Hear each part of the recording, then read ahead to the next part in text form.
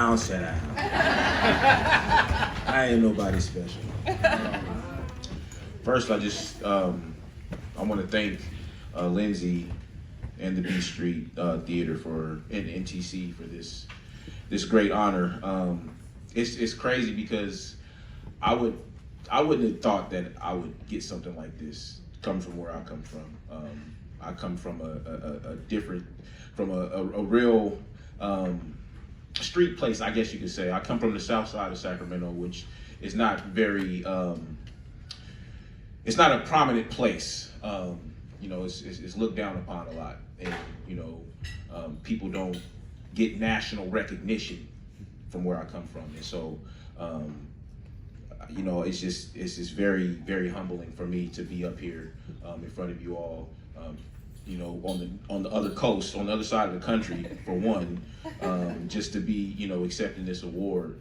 So I don't accept this award just on my behalf. I accept it on behalf of where I come from, and it's just, I don't know, it's so many things. I don't know, I didn't know I was gonna get like this coming up here. It's so many people to thank too, Liz is one of the people I can thank as well. She came in at the same time that I became artistic director of Celebration Arts, and we kind of grew into the arts, leadership arts together, and she helped just guided me in certain ways, and vice versa. I also want to thank my two daughters, Autumn and London, who also, they're a part of this, because I'm a single dad, and they actually spend the time, the hours that's put into doing what I do.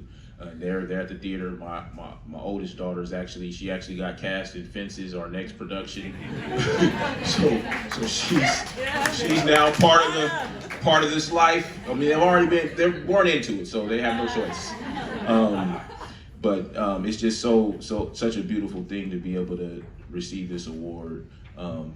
It's so many things I could say, and I don't want to take up a whole lot of time saying it. But I just want to just thank everybody for this recognition. Especially B Street, Lindsay, and NTC. You guys, it's just something that I never would have thought I would get recognized. I was born to be an actor. That's what I wanted to be. I want to be a movie star.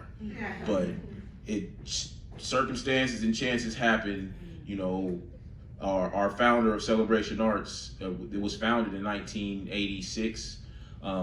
And he retired at it was 82, when he retired, and so I came in, I called the theater. I was trying to be, get in a play. I was in college, and I was trying to see, get into the community. I called at it was 2 in the morning. I got a website from the stage manager. It was 2 in the morning. I called just leave a message to say, I want to audition and just introduce myself. James Wheatley, the founder, answered the phone. And he told me, he said, "Hey, oh yeah, it's James Wheatley from Celebration Arts." Soft, smooth voice. And I asked him, I'm James Ellison. I want to get into the community to do theater. He said, "Oh, we got auditions Wednesday. Come through for T-Bone and Weasel." Went, auditioned. And his audition process is crazy because what he does is he auditions everybody at the same time. Everybody's in the room. So you're watching your competition. So good luck for the person who goes first. People start stealing what you're doing, and then at the end, you're the last person.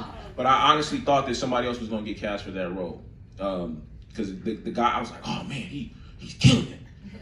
He ended up casting me in my first lead role, and from there I just kept staying with Celebration Arts, and I've been with Celebration Arts for 20 years, over 20 years actually. And thank you. And they, and it was as I was coming up, the people, members of the board were saying, "Oh yeah, James Ellison is going to take over." I'm like, "No, I'm going to be an actor. I'm be on TV. I don't got time for this." As it started going and going, and Wheatley started getting a little older.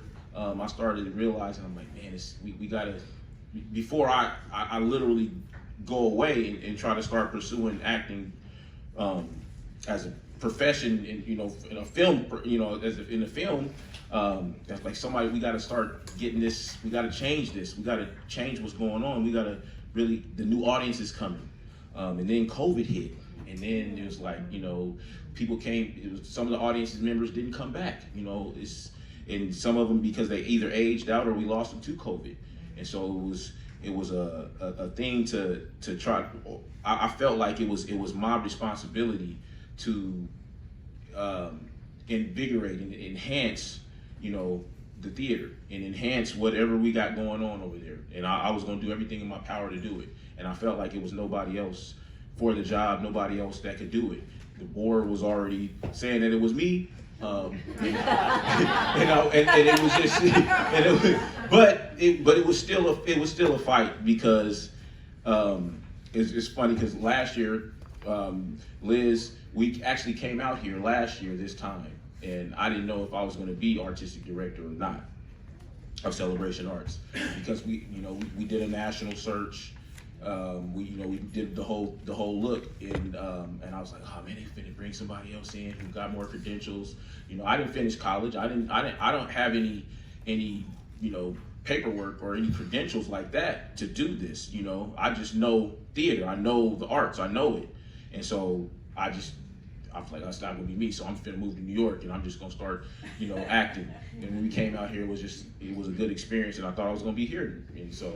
And it's funny because that was my plan to every year come to New York every January around this time, and as my mecca to watch plays be produced at a high level, and then go back to Sacramento and produce them at a high level.